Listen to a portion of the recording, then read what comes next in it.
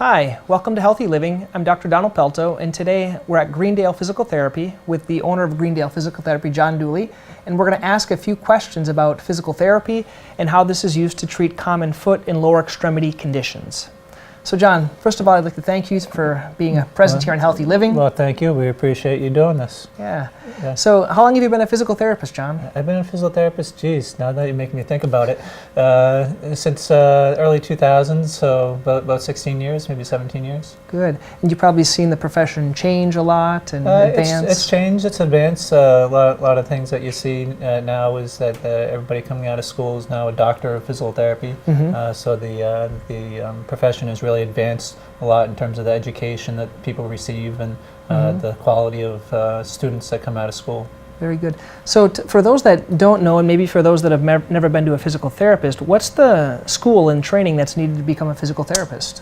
So basically, most physical therapists or students will go to school for an undergraduate, and they'll get a bachelor's degree or sometimes a master's degree, and then they'll go on for their doctorate degree, which is an additional 2 or 3 years. 2 or 3 years for their for the doctorate degree, and that's.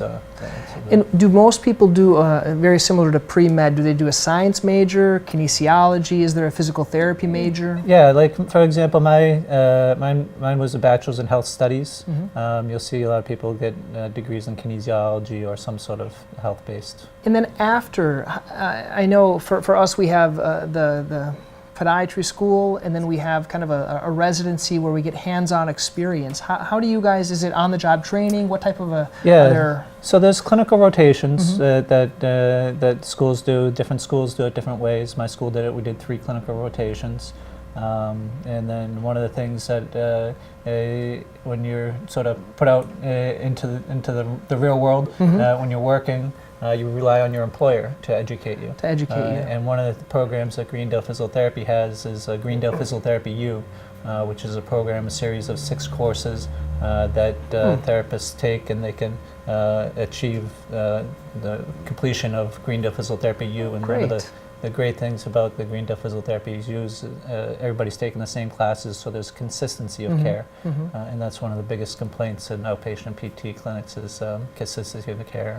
And we try, because they're seeing different physicians or different therapists. Different therapists, maybe with different techniques and stuff like that. So we try and train everybody on the same techniques. Okay. So we're going to transition now, and we're going to talk a little bit more about how physical therapy is used to treat conditions of the foot, the ankle, the lower extremity. What type of treatments do you guys treat in terms of the lower extremity? What type of conditions? We treat pretty much everything you send to us. You know, so let's talk about some of the common ones. Like one of the most common ones we see is plantar fasciitis. That's a common one that we see. And we work that in conjunction with you guys. You obviously try and go the conservative route first with physical therapy before going into sometimes the cortisone injections or surgery if it's necessary or whatnot.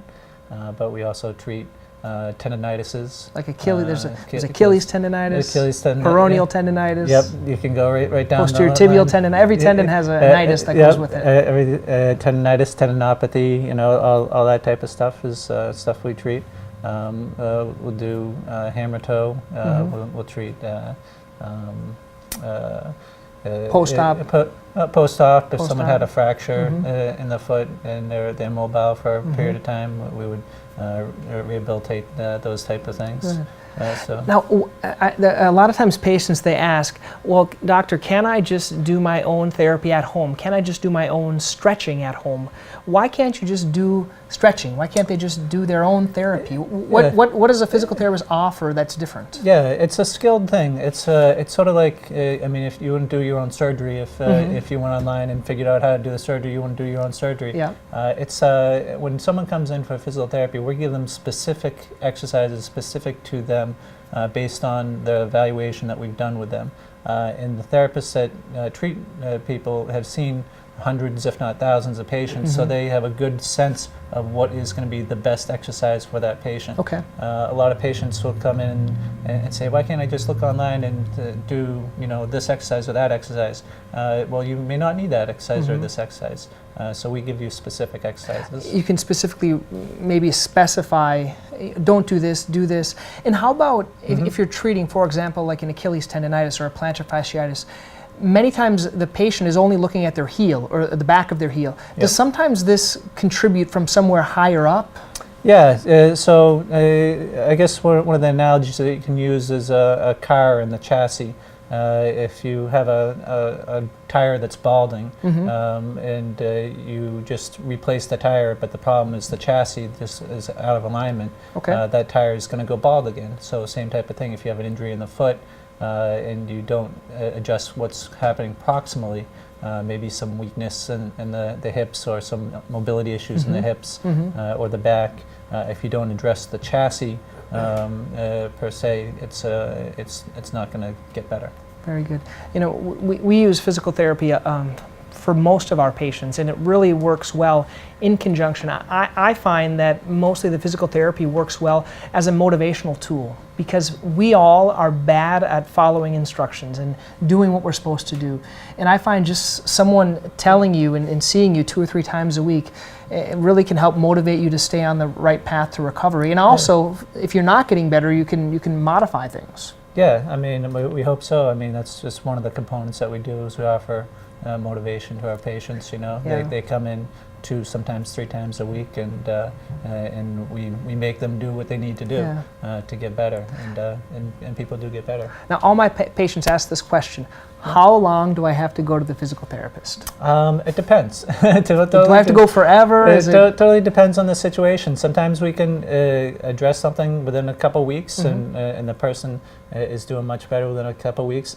Sometimes it takes a prolonged period of therapy for more weeks than 2. And usually it's something that's covered by insurance? Pretty much all the treatments we do is covered by insurance. We do accept self-cash pay, but primarily we go through insurance. Very good. Yeah. Well, thank you. I appreciate that portion explaining. Sure. We're going to go and talk a little bit more about some of the other aspects of physical therapy and some of the other modalities that we use. Hi, we're back at Greendale Physical Therapy, and now I have Joe Magnus with me here. How are you doing, Joe? Pretty good. Good.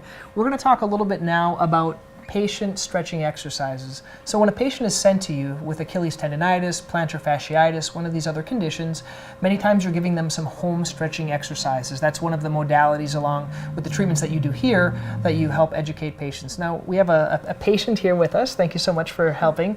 And we're going to go over a few of the common stretches. Can you do that for us? Sure. We have some basic common stretches that we do for patients to go home with. So I'm going to have you slide forward a little bit, put your leg out straight, nice and tall, lean forward. This is going to stretch out the hamstring, which is the back muscle underneath the leg.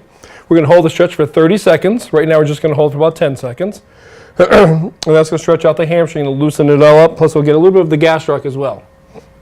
And good. All right, the next stretch is going to be for the gastroc. So we're going to use this little step you can have at the house or off your stairs. You're going to put your foot up like this. You're going to lean in and stretch it out. So you come right over here, stretch it out. Lean in. This is going to get the gastroc, so the big head's right up in here. This is going to help open up the whole Achilles down in here as well. Hold that for 30 seconds when you're at home. Right now we're going to hold it for 10 seconds. How many times a day should they, how many repetitions, how many times a day? You should do, 3 repetitions, at least 3 times a day. If you can do it more, if it feels better, if you do more, you can do more. Okay, right now we're going to bend the knee just a little bit, keeping the heel down. This is going to get the soleus, which is right near the Achilles, which is going to really try to open up everything. And hold right there. Once again, at home, 30 seconds. Right now, about 10. And good. All right, the last stretch is going to be the hip flexor quad stretch. So come right over here, turn around, hold on to that, put your leg up on the here. Get here, so you're going to stretch out the anterior tib, nice and tall, and then you're going to stretch out the quad. 30 seconds what we're going to do. Right now, we're only going to do 10 seconds. At home, you want to do this probably 3 times a day. And good. So those are the stretches that we recommend for patients to do at their home to open up their Achilles and mostly the lower extremity. Very good. And now we're going to go on and talk a little bit more about the different soft tissue modalities that you can use for stretching therapy. Now we're going to talk a little bit about some home therapy exercises that patients can do utilizing some tools, specifically foam rollers. We'll start by looking at what a foam roller is if you don't know. There's different sizes. Some foam rollers are very long, some are shorter. This is a typical one that can be used for the back of the calf. So what is a foam roller used for? if you look at the anatomy of the back of the calf, you have the gastroc and you have the soleus. These are two muscles that are on the back of the calf.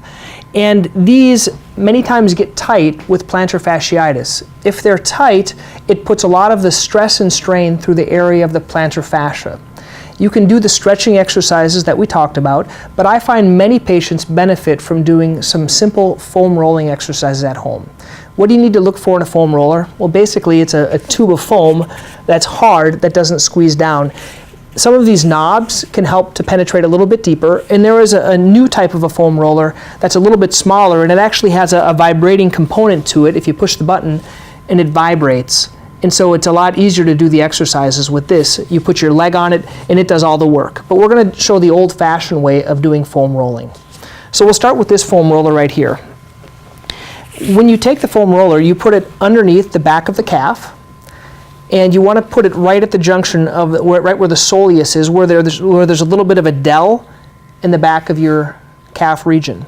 And when you set it on there, it might be a little bit tight, a little bit painful, and basically you roll a little bit forward and a little bit backward on the foam roller till you feel a little bit of a burn in that area.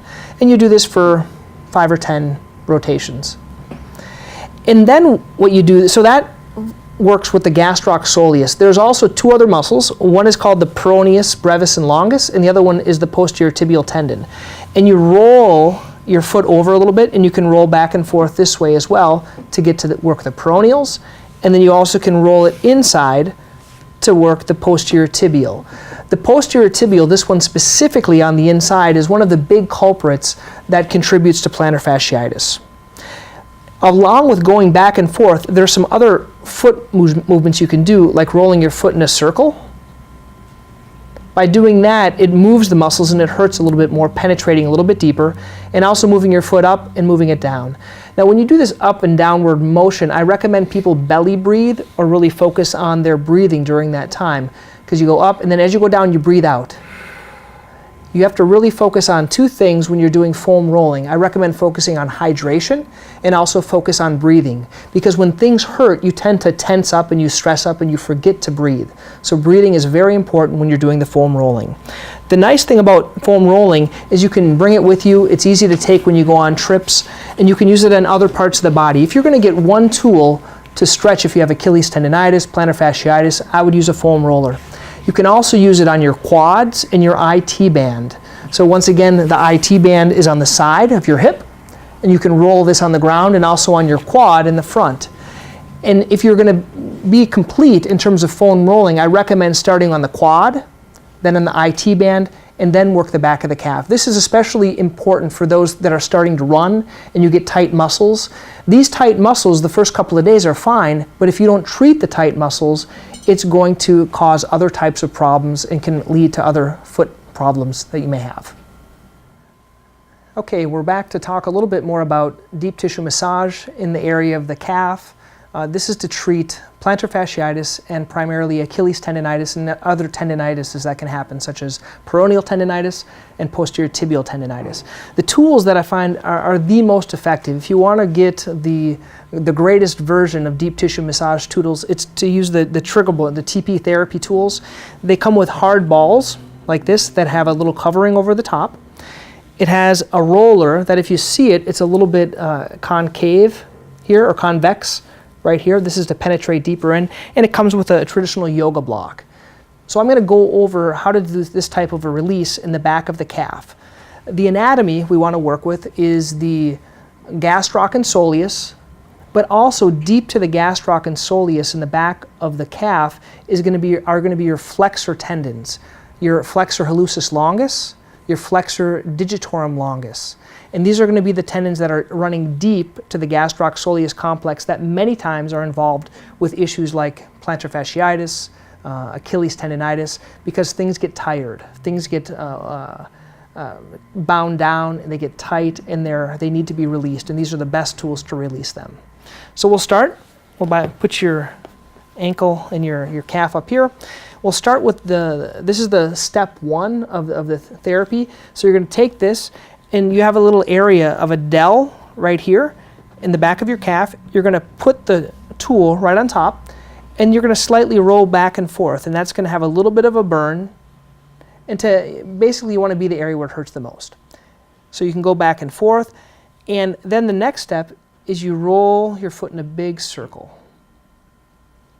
Do that 3 or 4 times, then you go the other direction 3 or 4 times. And then we're going to lift the foot up, and on the way out you're going to breathe outward. Up and out. That's working with the gastrocsoleus and some of the muscles deep. Now we're going to go to the peroneal tendons. The peroneal, you can go on the outside, and if this is painful, for some people this isn't painful at all. You have to be really careful, because if you go up too high, you're going to hit an area called the fibula, or the nerve that's up here that comes down. So just be careful not to go too high with this, and you're going to roll back and forth. If you have a peroneal tendinitis, this is going to help loosen that up. And then the same way, you're going to go one direction 3 or 4 times, the other direction 3 or 4 times, and then you're going to go up and then breathe out as you go down, like that. And then the last muscle complex we're going to work is the posterior tibial tendon. This is the one that's going to be many times painful and tight if you have plantar fasciitis. Rolling it back and forth the same way. And then once you find the area where it hurts the most, you're going to go in circles. 3 or 4 times, 3 or 4 times, and you're going to go up and then breathing out as you go out. That's step 1 of using the trigger point tools.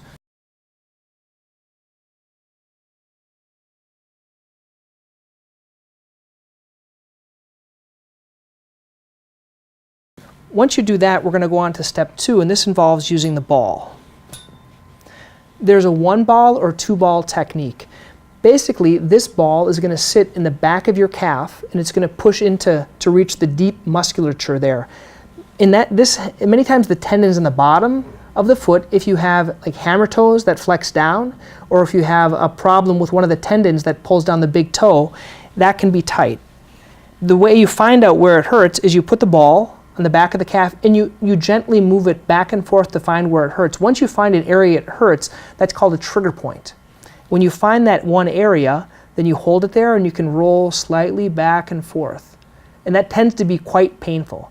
Once you find it, you can sit on the area, and that's where you move the foot in a circle. This really hurts. This modality really hurts.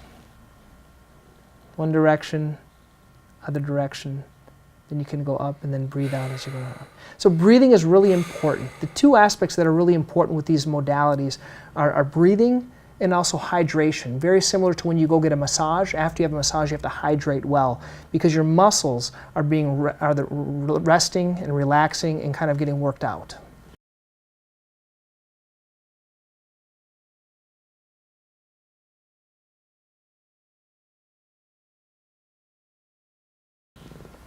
And the next component is going to be the 2-ball technique.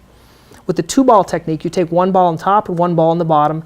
In this one, you turn your foot inward, the other way, and you sit it right up on top. You can either use the block or not. I'm using the block to make it a little bit easier to show. And you can put the 2-ball technique with one hand on top, and basically you rub it back and forth. And you find any area that's really painful, and you can massage it this way. You can do it with 2 balls. You can also, if you want to, you can do it just with 1 ball. And this is if you have a trigger point in the posterior tibial tendon. You find out where it hurts. You can go all the way down here to the Achilles tendon. Doing this deep tissue massage on the actual Achilles tendon isn't very beneficial. You want to be in a muscular area in the back of the calf that can actually loosen up. So we recommend finding the area that hurts, and you roll back and forth on that area. You can either do this with 1 ball or 2 ball.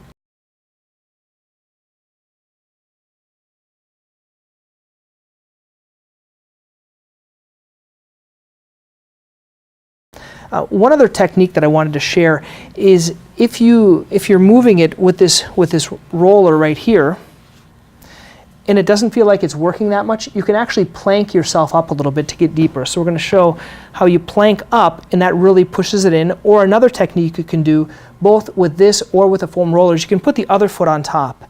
So you're saying, well, I don't have a doctor to hold my foot while I'm doing it, or a physical therapist. You can actually increase the body weight on top of this by putting your foot on top. And this can be done both in the back, or you can do it on the inside or on the outside for this type of a treatment. So this is how you use the trigger point tools if you're dealing with Achilles tendonitis and plantar fasciitis. We're back here at Greendale Physical Therapy, and we're going to talk a little bit now about some of the special modalities that physical therapists use.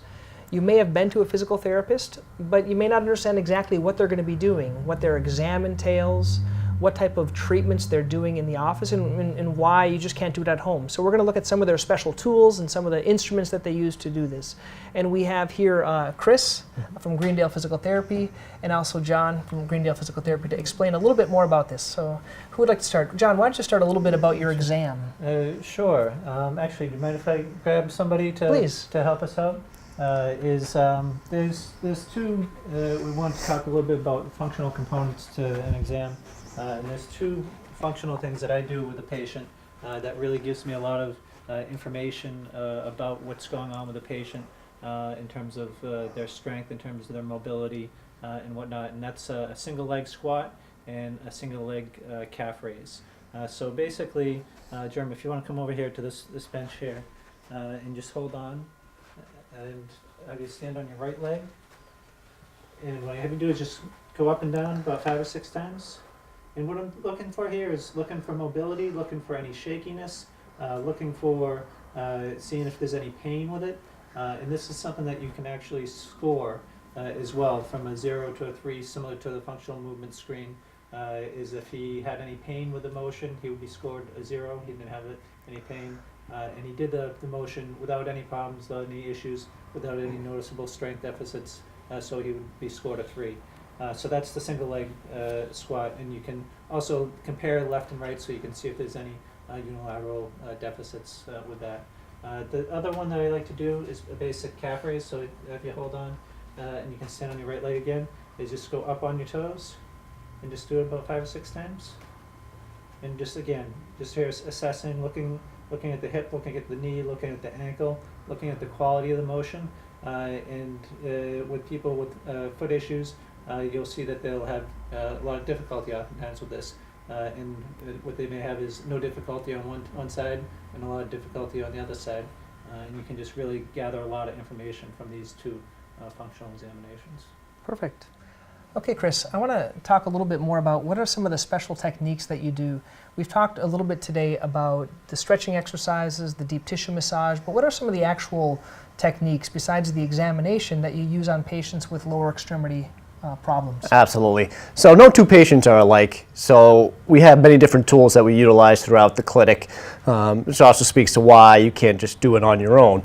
So one of the tools that we use, one of our popular ones, looks like a torture device. Some people think it is. It actually isn't that bad, but it's great at breaking up fascia that's tight. It's like a foam roller on steroids. So there's different types of Graston or instrument-assisted soft tissue massage techniques and tools you can use. It actually started about 2,000 years ago. Eastern medicine became popular about 25 years over here. So it stood the test of time.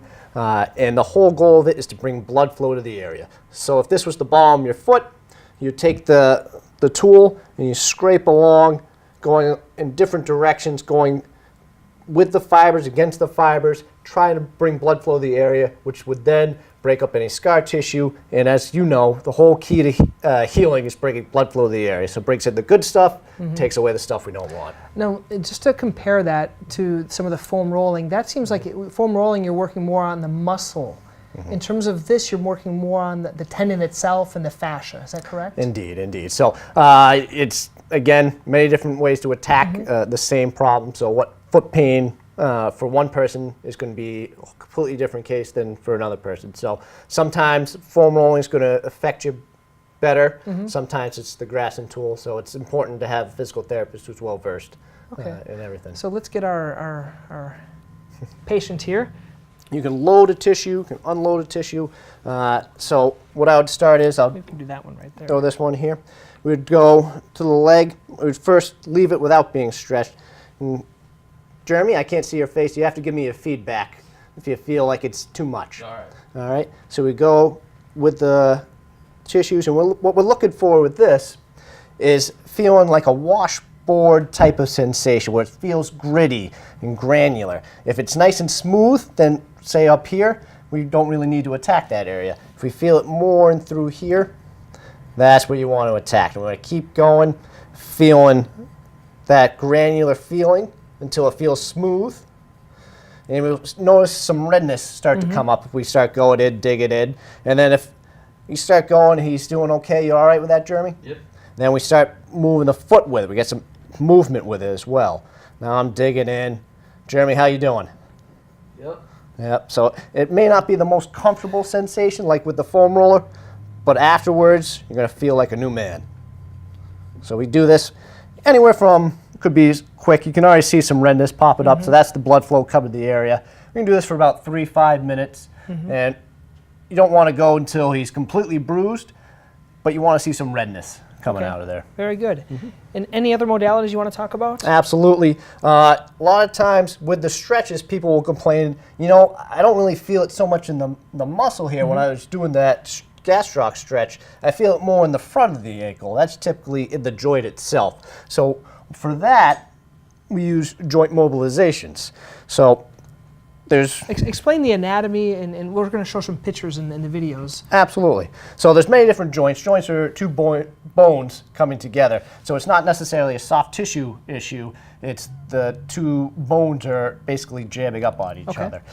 So in the subtalar joint here, when you do a joint mobilization, there's different areas where there's more room in the joint, depending on how you position the joint. So we shoot for open pack position when we start. What does open pack mean? Means there's the most room as possible. Most room. in the Okay, for all those that are listening. Thank you. Absolutely. So then when we get there, we support one end of it, and we push down. Normally I would have the shoe off for this. So I'm just going to steal that shoe from you, Jeremy, if you don't mind. Use the foot support, or use my legs support the foot, support the joint on one end, and I'm going to push down the other. Is that okay, Jeremy? Yep. And then you can do different grades in physical therapy. You won't go as hard as, say, as a chiropractor, but we're just trying to get some movement inside that joint so we can get normal activity. So then we do that a few times, might do some oscillation, which is almost like bouncing the joint. Okay. But then when you go back to it, you say, how's that feel? They do that stretch. 9 out of 10 times, they feel it in the proper spot after that. Now, does that maintain that stretch, or is it something that you have to constantly do? Well, it's just like stretching. It's not one time you're going to fix it. If you think about how long it took for somebody to get into that particular injury or the reason that brought them in, it's more than one instance more often. So it's something you have to do consistently, but after a while, the body will remember it and start to feel better. So you're pulling the ligaments and the joint capsule and everything else around there. Exactly, yep. Good. And I think we're going to show a little bit about the e-stim as well. You wanted to show that? Yes, indeed. So after 45 minutes to an hour of us torturing you and making you do all this work, we bring in some modality that makes you feel good at the very end. So one of the machines that we use is called electrical stimulation.